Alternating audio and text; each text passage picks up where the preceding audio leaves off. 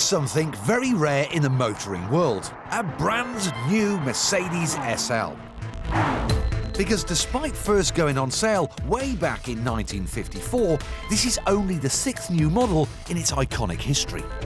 Now, instead of looking back and comparing this car to its famous predecessors, I'm going to look at it the other way.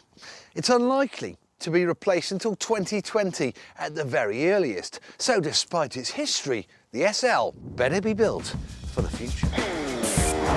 To make sure it doesn't feel outdated in a decade's time, Mercedes' finest technical boffins have been at work.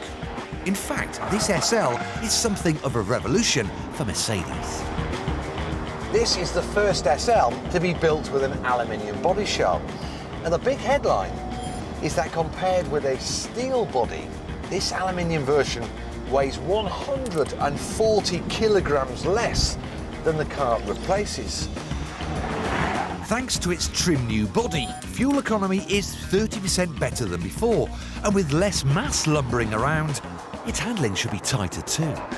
As SL stands for sporty and light, why don't I have a little play?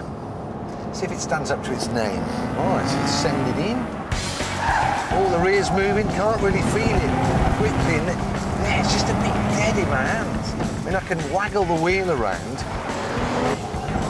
I mean, what's that? What was that? I had no warning it was going to do that. The steering has got a deadness to it where I can't really feel the road. No idea where the grip levels are, really. And this car is fitted with a pretty heavyweight option. £5,000 worth of AMG Sport suspension, and I don't think it's doing a lot. £5,000 for a sport suspension? I don't think so. So why don't we try something else? Let's put it into auto. That's better. Now it makes a bit more sense. It's a car for cruising around, looking groovy. Lots of nice little features. You can have this hot air blowing across the back of your neck. The seats adjust in a million different ways. It's really smooth, it's very refined.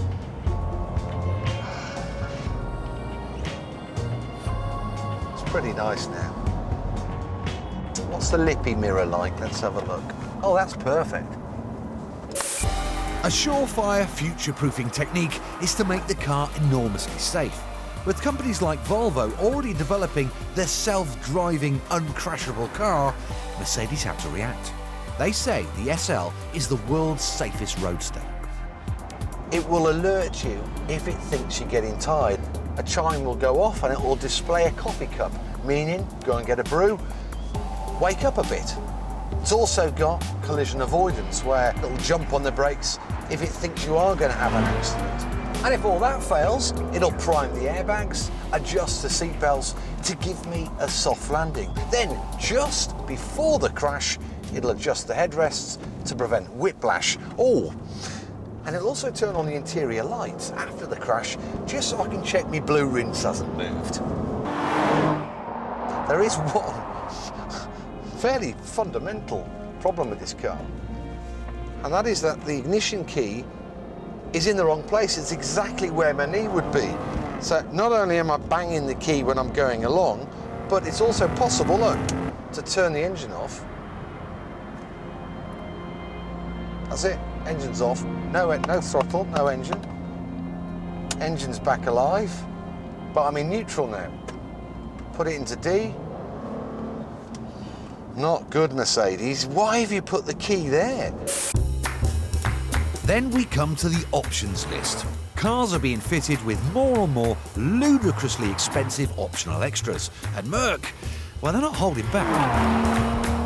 Let me introduce you to something called, and I kid you not, Magic Sky Control. For £2,610, I can turn the sky from slightly dark to a bit lighter, and vice versa.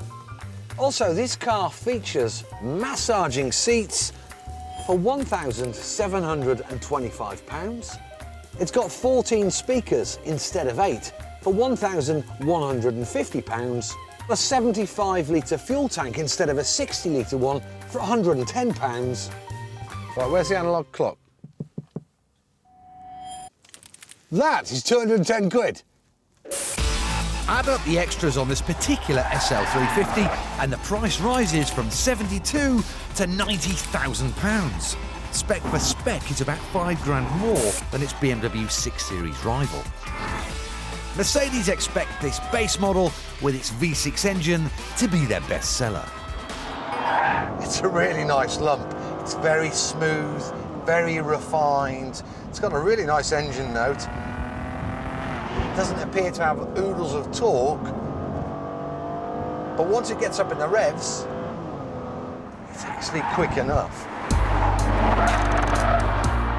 But that's not the point, is it? You know, this is a status car. This is a car you need a V8 engine in, not a V6, albeit it's okay. You want the big, snarling, fire-breathing, spitting V8 beast of a motor.